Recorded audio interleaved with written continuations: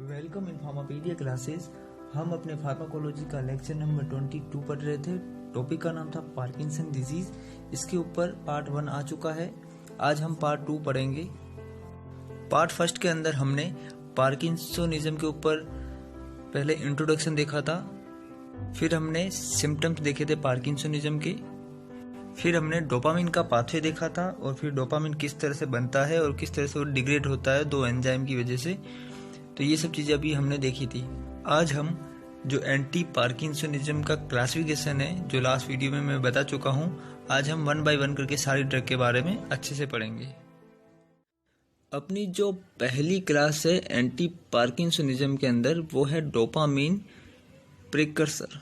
अब ये जो डोपामिन, तो आपको पता है डोपामिन जिसकी कमी हो रही है ब्रेन के अंदर पार्किंसोनिज्म के अंदर, और ये प्रिकर्सर का मतलब क्या है ये थोड़ा जानेंगे। तभी हमें इसके अंदर जो ड्रग आती है, एक ही ड्रग आती है, उस ड्रग का नाम है लीवोडोपा, उसके बारे में हम जान पाएंगे। तो मैंने आपको बताया है कि पार्किंसन के अंदर सबस्टेंशियल नाइग्रा के अंदर जो डोपामिन के न्यूरॉन्स रहते हैं वो डेड हो जाते हैं या फिर डिग्रेड हो जाते हैं। जब वो न्यूरॉन डेड हो जाते हैं तब क्या होता है, आपको पता है नर्व सेल जब डेड हो जाती है तो दोबारा कभी रीजनरेट नहीं होती। जैसे अपनी स्किन के ऊपर कुछ चोट लग जाती है तो स्किन वापस रीजनरेट हो जाती है, बट ये जो नर्व सेल है ये कभी वापस रीजनरेट नहीं होती। एक बार ये ख़त्म हो गई तो वो परमानेंट ही चली गई। तो देखो डोपामिन के न्यूरॉन डेड हो गए तो वापस नहीं बन सकते, तो डोपामिन अब ब्रेन तो नहीं बना पाएगा। तो हमारे पास जो डोपामिन की कमी पूरी करने का जो एक रास्ता है वो यही है कि हम डोपामिन बाहर से प्रोवाइड करें। तो हम जो बाहर से डोपामिन प्रोवाइड करें ये एक अच्छा रास्ता है, बट हम सिंपल जो डोपामिन आता है वो हम कभी भी बाहर से नहीं दे सकते। क्यों नहीं दे सकते? क्योंकि डोपामिन का जो मेटाबॉलिज्म करने वाले दो एंजाइम हैं जो ब्लड के अंदर रहते हैं, जिसका नाम है माओ मोनो अमाइन ऑक्सीजनेज, दूसरा है कॉम्ट कैटाकोलामाइन मिथाइल ट्रांसफरेज। तो ये दो एंजाइम क्या करते हैं, डोपामिन को विद इन कुछ मिनट में ही मेटाबोलाइट कर लेंगे। तो देखो ब्रेन तक पहुंचेगा ही नहीं डोपामिन, उससे पहले ही क्या हो जाएगा, डोपामिन डिग्रेड हो जाएगा। तो हम क्या कर सकते हैं, हम ऐसा कोई ड्रग दें जो बाद में अंदर जाके डोपामिन में कन्वर्ट हो। अब ये जो ड्रग है लीवोडोपा, अब इसका नाम अगर आप ढंग से देखोगे तो लीवो मतलब ये क्या है, इसका स्टीरियोआइसोमर है लीवोडेक्स्ट्रोफॉर्म। पर ये जो डोपा दिख रहा है आपको, ये जो ये डोपा क्या है, तो अगर आपने मेरा पहला वीडियो देखा है तो मैंने आपको बताया था कि टायरोसिन से डोपा बनता है, डोपा से डोपामिन बनता है। यहाँ टायरोसिन हाइड्रोक्सिलेज एंजाइम रहता है, टायरोसिन हाइड्रोक्सिलेज, और यहाँ पे डोपा डी कार्बोक्सिलेज जो डोपा को डोपामिन में बनाता है। तो हमने क्या किया, जो डोपामिन का मेटाबॉलिज्म होता है हमें पता है, तो हमने जो डोपामिन बनने से पहले वाला जो स्टेप था डोपा, इसी को एज ए ड्रग यूज कर लिया, और इसका कौन सा फॉर्म, लीवो फॉर्म। तो इसीलिए इस ड्रग का नाम पड़ गया लीवोडोपा। तो लीवोडोपा हम देते हैं पार्किंसोनिज्म के अंदर। क्यों देते हैं? क्योंकि ये लीवोडोपा है, ये कन्वर्ट डोपामिन में ही होती है और इसका मेटाबॉलिज्म माओ और कॉम्ट नहीं कर पाता। तो होता क्या है कि हम लीवोडोपा ड्रग तो देते हैं पर इसका भी मेटाबॉलिज्म होता है, इसकी भी हाफ लाइफ शॉर्ट ही रहती है, ज़्यादा नहीं रहती, पर डोपामिन से थोड़ी अच्छी रहती है। अभी जो लीवोडोपा ड्रग है इसको ब्लड के अंदर एक एंजाइम मिल जाता है, वो है डोपा डी कार्बोक्सिलेज। अब ये एंजाइम इसको दोनों साइड मिलेगा, ब्लड ब्रेन बैरियर के अंदर भी और पेरिफेरल के अंदर भी। अभी जो लीवोडोपा ड्रग है ये ओरली दी जाती है, जो सिंपल सी बात है। तो पहले ये ड्रग ब्लड ब्रेन बैरियर को तो क्रॉस नहीं करेगी, पहले तो ये पेरिफेरली आएगी, लीवर से बाईपास होगी और ब्लड के अंदर पेरिफेरली आएगी, तभी इसको एक एंजाइम मिल जाएगा डोपा डी कार्बोक्सिलेज। तो ये डोपामिन में कन्वर्ट हो गई कुछ अमाउंट में पेरिफेरली, और कुछ अमाउंट चला गया ब्लड ब्रेन बैरियर के अंदर। अब इस लीवोडोपा की बायोबिलिटी भी अच्छी रहती है डोपामिन के कंपेयर में, इसीलिए हम लीवोडोपा प्रीफर करते हैं। तो ये भी कई बार एग्जाम में क्वेश्चन आएगा मल्टीपल सेंटेंस में, लीवोडोपा हम क्यों यूज़ करते हैं, तो इसका रीज़न है कि इसकी बायोबिलिटी अच्छी है, हाफ लाइफ बेटर है कम्पेयर टू डोपामिन, और दूसरे रीज़न भी बहुत सारे हो सकते हैं। तो आप सेंटेंस पढ़ोगे उसके बेसिस पे आप आंसर दे सकते हो। तो कुछ लीवोडोपा पहुँच जाती है ब्रेन के अंदर, फिर वहाँ पे भी ये डोपा डी कार्बोक्सिल मिलेगा और इसको डोपामिन में बनाएगा। तो दोनों साइड डोपामिन बन रहा है। फिर यहाँ तो हमें पता है डोपामिन हमें चाहिए पार्किंसोनिज्म में, सबस्टेंशियल नाइग्रा के अंदर। तो ये डोपामिन तो हमें पार्किंसोनिज्म में हेल्प करेगा उसको ट्रीटमेंट में। बट ये जो डोपामिन एक्स्ट्रा है पेरिफेरली, इसका कोई रोल नहीं है। तो जब इसका कोई रोल नहीं है तो ये क्या करेगा, तो ये कुछ तो गलत काम करेगा। तो ये क्या करेगा, ये अपने जो पेरिफेरली एक पार्ट है CTZ, ज़्यादातर लोग समझते हैं ये वोमिटिंग सेंटर के ऊपर होता है, ये सेंट्रल नर्वस सिस्टम का पार्ट है, बट ऐसा नहीं है। ये पेरिफेरली सिस्टम का पार्ट है CTZ, वोमिटिंग सेंटर का ही पार्ट है। तो इसके ऊपर रिसेप्टर रहते हैं डोपामिन के, D2 रिसेप्टर। तो ये डोपामिन इस D2 रिसेप्टर को क्या करेगा, स्टिमुलेट करेगा। जब CTZ स्टिमुलेट हो जाएगा तो सिंपल सी बात है, हमें वोमिटिंग होगी। तो जो लीवोडोपा का जो मेन साइड इफेक्ट है वो है वोमिटिंग। अभी वोमिटिंग क्यों हुई, क्योंकि ये जो एक्स्ट्रा पेरिफेरली डोपामिन बन रहा है, यही CTZ को स्टिमुलेट कर रहा है, इसकी वजह से क्या हो रहा है, वोमिटिंग हो रही है। तो ऐसे याद रखना। अब एग्जाम में कई बार क्वेश्चन आता है कि लीवोडोपा इंड्यूस वोमिटिंग का ट्रीटमेंट किस ड्रग से किया जाता है। तो वो ड्रग है डोमपेरिडोन। अब इसके सिवा दूसरी एक मेकोप्रोपामाइड भी ड्रग आती है, वो भी ऑप्शन में दी रहेगी, पर हम मेक्लोप्रोपामाइड ड्रग नहीं देते, क्योंकि वो ड्रग क्या करेगी, वो यहाँ भी अंदर चली जाएगी और ये यहाँ पे अपने साइड इफेक्ट देगी, अपने इस डोपामिन के साथ इंटरफेयर करेगी। तो हम कौन से देते हैं, डोमपेरिडोन ड्रग देते हैं, क्योंकि वो ब्लड ब्रेन बैरियर को क्रॉस नहीं करती, क्योंकि हमें इस डोपामिन के एक्शन को रोकना है, ना कि हमें इसको।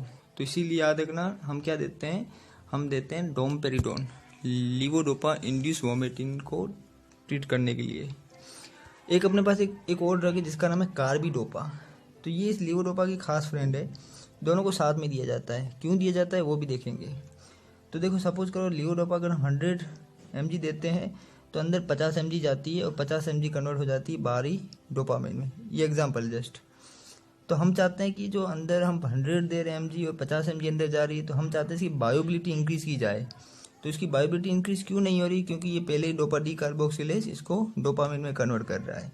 तो हमने ऐसी ड्रग बनाई जिसका नाम है कार्बिडोपा। उसने ये जो पेरिफेरली डोपा डी कार्बोक्सिलेज है इसको इनहिबिट किया, और ये जो कार्बिडोपा ये ब्लड ब्रेन बैरियर को क्रॉस नहीं कर पाता, तो इस वजह से ये इसको इनहिबिट नहीं कर पाता। तो इसलिए कार्बिडोपा ने क्या किया, जो पेरिफेरल डोपा डी कार्बोक्सिलेज है इसको इनहिबिट कर लिया, जिससे क्या हुआ कि ये लीवोडोपा डोपामिन नहीं बन पाया इस लीवोडोपा से। तो लीवोडोपा की जो बायोबिलिटी जो पहले 50 आ रही थी, अब मान लो 80 आ गई, 20 तो फिर भी बनेगा, तो 80% बायोबिलिटी बढ़ा दी। तो इस कार्बिडोपा ने क्या किया, इसके एक्शन को बढ़ा दिया। तो ये कौन सा सिनर्जिस्टिक एक्शन आ गया, ये हम आगे पढ़ेंगे। तो इतना आपको याद रहना चाहिए। और ये कार्बिडोपा ब्लड ब्रेन बैरियर को क्रॉस भी नहीं कर पाती, तो ये भी हमारे पास अच्छा एडवांटेज है। इसीलिए लीवोडोपा और कार्बिडोपा का कॉम्बिनेशन दिया जाता है, जो बहुत ही ज़्यादा फेमस कॉम्बिनेशन है, जिसको को कार्बिडोपा बोलते हैं। एग्जाम में सिंपल क्वेश्चन आता है, को carbidopa is a combination of carbidopa and levodopa. अब ये जो लीवोडोपा है 80% समथिंग आ गया अपने ब्लड ब्रेन बैरियर के अंदर। अब ये लीवोडोपा यहाँ पे डोपा डी कार्बोक्सिलेज तो चाहिए, यहाँ पे तो हमें नहीं चाहिए था, बट यहाँ पे तो चाहिए। तो यहाँ पे ये वैसे भी कार्बिडोपा अंदर नहीं आ पा रही है, तो ये तो सेफ है डोपा डी कार्बोक्सिलेज। तो इसने क्या किया, लीवोडोपा को कन्वर्ट कर लिया डोपामिन में। अब इस डोपामिन में अपने D1 D2 रिसेप्टर को स्टिमुलेट किया और पार्किंसोनिज्म के जो सिम्टम थे वो कम होने लगे, पेशेंट थोड़ा रिलीफ महसूस करने लगा। बट यहाँ पे भी एक प्रॉब्लम है। प्रॉब्लम ये है कि ये जो डोपामिन बना है तो इसका भी मेटाबॉलिज्म होगा आगे। वो कौन से 2 एंजाइम करेंगे, वो करेंगे माओ एंड कॉम्ट। अब यहाँ पे हमने देखा कि माओ के भी 2 टाइप है, एक है माओ ए और दूसरा है माओ बी। तो देखा गया कि जो अपना सबस्टेंशियल नाइग्रा है वहाँ पे माओ बी ज़्यादा एक्टिव रहता है, तो वही इस डोपामिन का मेटाबॉलिज्म जल्दी करता है। तो हमने क्या किया, हम चाहते हैं कि ये डोपामिन यहाँ पे ज़्यादा अमाउंट में पड़ा रहे, इसका मेटाबॉलिज्म भी कम हो। तो हमने इन दोनों एंजाइम को क्या किया, इनहिबिट कर लिया। 2 ड्रग हमने दी, एक दी माओ बी इनहिबिटर, दूसरी दी कॉम्ट इनहिबिटर। अभी हम सारी ड्रग पढ़ने वाले हैं, तब आपको अच्छे समझ में आएगा। तो जैसे ये 2 एंजाइम इनहिबिट हो गए तो इस डोपामिन का लेवल बढ़ गया और डोपामिन का अच्छा एक्शन आने लग गया। आप इस डायग्राम से देख सकते हो, अच्छे से आपको समझ में आ जाएगा। ये है लीवोडोपा ड्रग, ये है सर्कुलेटरी सिस्टम पेरिफेरली, ये लीवोडोपा ब्लड ब्रेन बैरियर के अंदर चला गया, और यहाँ पे भी हमने देखा कि डोपामिन में कन्वर्ट हो रहा है, तो इसलिए हमने डोपा डी कार्बोक्सिलेज इनहिबिटर दिया जिसको बोलते हैं कार्बिडोपा। और यहाँ पे भी कॉम्ट भी इनहिबिट करता है, तो कॉम्ट इनहिबिटर हमने टेल्कोपोन और एंटेकोपोन दे दिया। फिर लीवोडोपा मैक्सिमा अंदर चला गया, डोपामिन में कन्वर्ट हुआ, अपना एक्शन अच्छे से देने लगा, सब कुछ सही होने लगा। पर इस डोपामिन का मेटाबॉलिज्म हो रहा था, 2 एंजाइम कर रहे थे। कौन कर रहा था? एक कर रहा था माओबी और दूसरा कर रहा था कॉम्ट। तो हमने माओबी इनहिबिटर दे दी, ड्रग है सेलिजिलिन और एसिजिलिन, दोनों ड्रग बहुत इंपॉर्टेंट है। और हमने कॉम्ट इनहिबिटर तो वैसे पहले से दे रखी थी, वो है टोल्केपोन। इसके बाद डोपामिन अपना मैक्सिमम एक्शन अच्छे से दिया और पार्किंसनिज्म के सिम्टम कम हो गए। तो हम कुछ इंपॉर्टेंट पॉइंट पढ़ेंगे अब, जो एग्जाम में ज़्यादा पूछे जाते हैं। पहला ये है कि कार्बिडोपा है जो हम कॉम्बिनेशन देते हैं, dopa decarboxylase inhibitor, वो डिक्रीज करती है all adverse effect of levodopa except abnormal moment और बिहेवियर चेंज। तो ये जो बिहेवियर चेंज वगैरह ये सारे सिम्टम ब्रेन के होते हैं, बिहेवियर उस डोपामिन से होता है। और आपको पता है कार्बिडोपा ब्लड ब्रेन बैरियर को क्रॉस ही नहीं कर पाती, जो अपने ब्रेन के अंदर डोपामिन लेवल बढ़ जाता है लीवोडोपा की वजह से, उसके साइड इफेक्ट वैसे भी कार्बिडोपा रोक नहीं सकती। तो ये कोई इंपॉर्टेंट इतना नहीं है, पर ये लाइन बहुत ही ज़्यादा इंपॉर्टेंट है जो मैं आपको बता चुका हूँ। Levodopa induce vomiting overcome by domperidone. अब ये जो तीसरा पॉइंट है, vitamin B6 decrease the effectiveness of levodopa, ये बहुत इंपॉर्टेंट है और एग्जाम में पूछा गया है। अभी जो विटामिन B6 है जिसका नाम है पायरिडोक्सिन, ये क्या करता है? लीवोडोपा की इफेक्टिवनेस कम कर लेगा, इसकी बायो अवेलेबिलिटी कम कर लेगा। क्यों करेगा वो हम देखते हैं। अगर आप पायरिडोक्सिन को सेपरेटली पढ़ोगे विटामिन के अंदर, तो अगर आप वहाँ पे इसके फंक्शंस देखोगे तो वहाँ लिखा है pyridoxine act as a cofactor. तो ये क्या करता है कि जितने भी एंजाइम्स रहते हैं उनमें ये कोफैक्टर की तरह एक्ट करता है। अब ये जो कोफैक्टर क्या करते हैं, ये एंजाइम को एक्टिवेट होने में हेल्प करते हैं। तो हमने क्या किया था कि कार्बिडोपा देके इस एंजाइम को इनहिबिट किया, डोपा डी कार्बोक्सिलेज को मुश्किल से हमने इनहिबिट किया। पर अगर आपने विटामिन B6 की डाइट खा ली या किसी पार्किंसनिज्म के पेशेंट ने खा ली विटामिन B6 की डाइट, तो इस विटामिन B6 ने एज ए कोफैक्टर एक्ट किया और इससे डोपा डी कार्बोक्सिलेज को फिर से एक्टिवेट कर लिया और ज़्यादा अमाउंट में एक्टिवेट कर लिया, जिससे क्या हो, ये डोपामिन फिर से ज़्यादा बना और अल्टीमेटली जो यहाँ पे 80% पहुँच रही थी लीवोडोपा वो कम हो गई। वापस ये लीवोडोपा अंदर यहाँ पे डोपामिन में कन्वर्ट हुई और वोमिटिंग बढ़ा दी। अब एक ड्रग है जिसका नाम है आइसोनियाजाइड। तो आइसोनियाजाइड साइड इफेक्ट है आइसोनियाजाइड का पेरिफेरल न्यूरोपैथी। तो पेरिफेरल न्यूरोपैथी के ट्रीटमेंट में हम विटामिन B6 देते हैं। वहाँ तो विटामिन B6 का बहुत अच्छा रोल है पेरिफेरल न्यूरोपैथी को सही करने में, वहाँ तो हम देते हैं, बट यहाँ पे हम नहीं देते हैं। तो ये दोनों कंपैरिजन करके याद रखना। वहाँ पे क्यों देते हैं? क्योंकि पेरिफेरल न्यूरोपैथी आपको पता है नर्व सेल उसके जो न्यूरोट्रांसमीटर है वो अच्छे से नहीं बनते, तभी पेरिफेरल न्यूरोपैथी होती है। और वहाँ पे विटामिन B6 इसलिए देते हैं ताकि वो न्यूरोट्रांसमीटर बने, बट यहाँ पे हम नहीं चाहते कि ये डोपामिन वगैरह बने पेरिफेरली। तो यहाँ पे तो ये विटामिन B6 तो काम बिगाड़ रहा है, वहाँ पे काम बना रहा है। तो ये दोनों आपको याद रखने हैं। हमने माओबी इनहिबिटर के बारे में पढ़ा, जिसमें ड्रग है सेलिजिलिन और रेसिजिलिन। दोनों ड्रग के नाम ही इम्पोर्टेंट है। सेलिजिलिन रेसिजिलिन ड्रग कहाँ यूज की जाती है? तो पार्किंसनिज्म में, वो भी कहाँ पे? माओबी। ऑप्शन में माओ ए भी होगा, वो हम एंटी डिप्रेशन पढ़ेंगे, वहाँ पे माओ ए का रोल है, बट यहाँ पे माओ बी का रोल है। तो बी से याद रखना, बी मतलब ब्रेन, और ब्रेन की डिजीज कौन सी है? पार्किंसनिज्म। पार्किंसनिज्म में माओ बी को इनहिबिट करते हैं, तो मैंने ऐसे याद रखा है। इसी तरह कॉम्ट केटाकोलामाइन ओ मिथाइल ट्रांसफरेज, तो ये भी केटाकोलामाइन रिंग का जो मेटाबॉलिज्म होता है वो करता है ये एंजाइम। तो इसका इनहिबिटर जो ड्रग है जिसका नाम क्या है? टोलिकोपोन, उसके बाद एंटेकेपोन, ये दोनों ड्रग यूज की जाती है। अभी जो टेलेकेपोन ड्रग है ये बोथ साइड एक्ट करती है, पेरिफेरली एज एंड CNS दोनों की साइड। तो हमें पेरिफेरल भी रोकना है कॉम्ट को और सेंट्रल में भी रोकना है, तो हम ये अपने पास एक अच्छी चॉइस है। एंटेकेपोन जो ड्रग है ये सिर्फ पेरिफेरली ही इनहिबिट करती है, तो ये आपको याद रखना है। अभी जो केटाकोलामाइन क्या है, तो आपको पता है केटाकोलामाइन किसको बोलते हैं? एक ये रिंग है फिनाइल, यहाँ पे OH लगा है तो बन गया फिनोल, और जस्ट इसके बाद जो में एक और OH लगा देंगे तो उसको बोलते हैं केटाकोलामाइन। तो आपको पता है डोपामिन, डोपा, इसके बाद आपने वो देखी हुई एडिनलिन, नॉन एडिनलिन, उन सब में ये रिंग सिस्टम रहता है। तो सारी ये क्या है? ये केटाकोलामाइन डेरिवेटिव्स है। तो ये भी आपको याद रखना है, कई बार एग्जाम में पूछ सकते हैं इनमें से कौन सी केटाकोलामाइन नहीं है। अगर डोपामीन है, डोपा है, या फिर दिया हुआ नॉन एड्रीनलिन, एड्रीनलिन, तो ये सारे क्या है, कैटाकोलामाइन है। इसके सिवा कुछ अदर दे दिया तो कैटाकोलामाइन नहीं है। जैसे एसिटाइल कोलिन, वो कैटाकोलामाइन नहीं है। गाबा गामा अमाइनो ब्यूटारिक एसिड, तो वो भी कैटाकोलामाइन नहीं है। अपनी जो नेक्स्ट क्लास है वो है डोपामिन फैसिलेटर। अब आपको फैसिलेटर वर्ड से पता चल रहा है कि फैसिलेटर मतलब क्या करेगी, फैसिलेट करेगी। तो अपने पास कुछ न्यूरॉन बचे रहते हैं पार्किंसनिज्म में, उसके अंदर ये न्यूरॉन्स है, ऐसे मैंने बना दिए, ये एक्सोन वाला पार्ट है। तो यहाँ पे डोपामिन है, अभी न्यूरॉन थोड़े डेड हैं, तो डोपामिन बहुत कम निकल रहा है।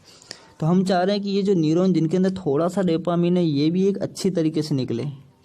तो इसको निकालने के लिए जो ड्रग यूज़ की जाती है उसको बोलते हैं डोपामिन फैसिलेटर। तो इसमें जो ड्रग आती है वो है एमेंटेडिन। अब ये जो एमेंटेडिन ड्रग है हमने एंटीवायरल में पढ़ी थी, वहाँ पे भी मैंने बोला था एमेंटेडिन ड्रग यूज़ की जाती है as a dopamine facilitator parkinsonism में। तो इस ड्रग की जो इज्जत है, जो एग्ज़ाम में पूछी गई एक दो बार, मैंने 2017 में जीपेट एग्ज़ाम दिया था, वहाँ पे भी ये क्वेश्चन आया था। तो इस ड्रग की जो इज्जत है वो इसीलिए है क्योंकि ये एंटीवायरल ड्रग है और ये पार्किंसनिज्म में यूज हो रही है। एंटीवायरल में तो ये इन्फ्लूजा में यूज की जाती है, और इन्फ्लूजा में क्या करती है आपको पता है, वायरस के ऊपर कैप्सिड रहता है, इन्वोलप बोलते हैं, इसके अंदर इसका आरएनए रहता है। तो ये कैप्सिड ओपन होता है, ये आरएनए बाहर आता है, फिर ये डीएनए बनाता है, फिर इस तरह से इसका ट्रांसक्रिप्शन चलता है। तो ये जो इन्वोलप खुलता है ना, इस प्रोसेस को रोकती है ये ड्रग एमेंटेडिन। पर अगर पूछे आपको पार्किंसनिज्म में, तो ये एज ए फैसिलेटर एक्ट करती है। इसके बाद जो नेक्स्ट क्लास है वो है एंटीकोलिनर्जिक ड्रग। तो मैंने आपको बताया था फर्स्ट वीडियो में, डोपामिन और एसिटाइल कोलिन का क्या रहता है, बैलेंस रहता है। अपने जो मोमेंट्स होते हैं और उसको कोऑर्डिनेशन को कंट्रोल करने में डोपामिन का रोल रहता है, और मोमेंट में एसिटाइल कोलिन का। जब डोपामिन कम हो जाएगा तो इनडायरेक्टली बोलें एसिटाइल कोलिन का लेवल बढ़ जाएगा, तो इसकी वजह से साइड इफेक्ट ज़्यादा आने लग गए। ये खुद तो नहीं बढ़ा पर डोपामिन कम हो गया, तो ये जो एक्स्ट्रा एसिटाइल कोलिन बढ़ा हुआ है जिसकी वजह से साइड इफेक्ट आ रहे हैं पार्किंसनिज्म में, तो इसीलिए हम क्या देते हैं, एंटीकोलिनर्जिक ड्रग भी देते हैं एज ए साइड में लीवोडोपा के साथ, ताकि एसिटाइल कोलिन के भी जो साइड इफेक्ट आ रहे हैं, जो सिम्टम्स आ रहे हैं अपने बॉडी में, वो कम हो जाएं।